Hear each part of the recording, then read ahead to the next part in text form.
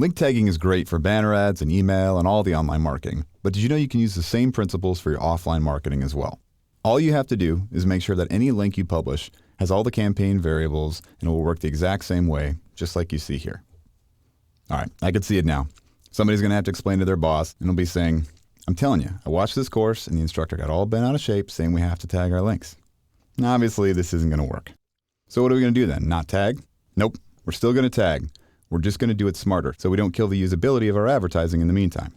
Let's say you're advertising your site, explorecalifornia.org, with some rack cards placed at local hotels, and you want to see how they do. The card is advertising your tours and makes reference to a spa special. If we put the regular web address of explorecalifornia.org, any visitors to that will show up as direct traffic in our analytics, and we'll lose the ability to track. But if we put that full, super long tagged URL, we'll lose, well, our customers. Instead, we're going to put a vanity URL with a special subdirectory. In this case, we're going to use explorecalifornia.org/tour map. Now that subdirectory or page doesn't have to actually even exist as an HTML page. Instead, it's just going to map to that really long tagged URL. Rather than me explain it in theory, let's just go to the site and actually check it out. So rather than log tagged URL, we're going to say explorecalifornia.org/tour map. That's our published vanity URL. When I hit enter, it's going to redirect me over to this page. It's my standard tours page, but I've got all my source, medium, content, and campaign names here. So my source here was these are the hotel rack cards. My medium was a print. My content was this is the one I have with the California flag and the subdirectory. And the campaign that I'm trying to advertise here is my tours campaign. And the beauty of setting up all these vanity URLs is I'm not limited to just one. I can do lots of different versions depending on what exactly I want to track. For example, I've got my tour map one here that went to the place we just saw, but what if I want to test a different version of the creative? In this case, I'm replacing the flag with this iconic image instead. Everything else is the same, so we know we can use that UTM content variable to indicate the different versions of the creative. So instead of the /tour map vanity URL, in this case I'm using the /touring on these particular cards, and I'm going to adjust the map long version to indicate just that. Let's go back and take a look. Now in the old one here, this was the /tour map that redirected here, and I said this was the California flag _S. But in this new version of the vanity URL, which I called touring, everything is going to be the same, except I've changed this UTM content variable to indicate that this is the one with the bike icon. Now again, these are both pointing to the same landing page. It's just that the information we tell Google Analytics is slightly different to indicate what was the original source. In other words, which rack card did this particular person see? Now, if I were to go into Google Analytics, I could very easily compare these two ad versions to see one worked better by looking at the ad versions report and simply looking for bike icon versus California flag and seeing which one had more conversions. One important thing about vanity URLs and the associated landing pages is to make them specific to the original ad, in this case our rack card. The first question anyone asks themselves when they land on a page is, am I in the right place?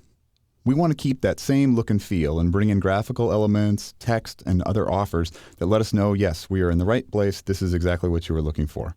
And we also need some call to action here. We don't just want to see which creative brought more people, we want to see which one signed up for more tours. So we need to make sure we have that goal configured in our analytics, and that way we can see which ad version converted on that goal better. So in this case, we want to see which people clicked on the Learn More button. And there is a potential issue here. What if someone didn't type in the full vanity part of the domain, and instead they just typed in explorecalifornia.org? Well, that's certainly a possibility. We want to try to avoid that whenever possible because we lose the ability to track this particular source. It would just get tracked as direct traffic. So the first thing we want to do is have some compelling reason for them to type it all out. In this case, if you specifically want to see tour info, then you need to type it in or you're just going to get the generic homepage. Now the second is it helps to give them some more motivation. A special price, a demo, a free t-shirt, whatever. Just something that they won't get if they truncate that URL. But what could we do to force them to type in the vanity URL? Non-violently, of course. Well, we could make the entire thing a vanity URL. In this case, the entire domain is the vanity URL. So there's no other option but to type it in. So in this case, we're using catours.org. Let's check out how that would work. If I just type in catours.org, I still get redirected back to this same page. The only issue here is you actually have to go out and register those domains. So if we're talking about lots and lots of vanity URLs, it can be somewhat tedious to register and set up lots of different domains, much more so than it would be just to set up a simple subdirectory redirect. Let's take a look at a different one that we're using. Instead of CA Tours, let's look at explorecatours.org. Where do you suppose we're using this vanity URL? As you may have guessed up here, we're using this in radio ads because our medium is radio. When it comes to split testing this physical media, there's a lot we can learn from the direct mail folks. They've been doing it for years.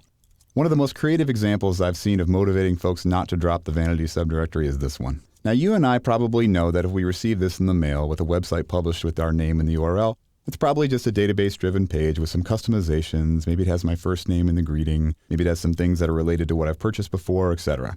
But there's lots of people out there for who this would be quite compelling. They would be quite curious to know just exactly what is going on with this web page that's published on some website with their name on it. And if I'm honest, I'd probably check it out too. Just out of curiosity, even though I have a pretty good idea of what's going on, it's a pretty compelling thing. Certainly we're not just going to type in acmeboxcompany.com without putting your name on it, right? We don't want to see the homepage. I want to see what's that page with my name on it. So how do we actually do this mapping?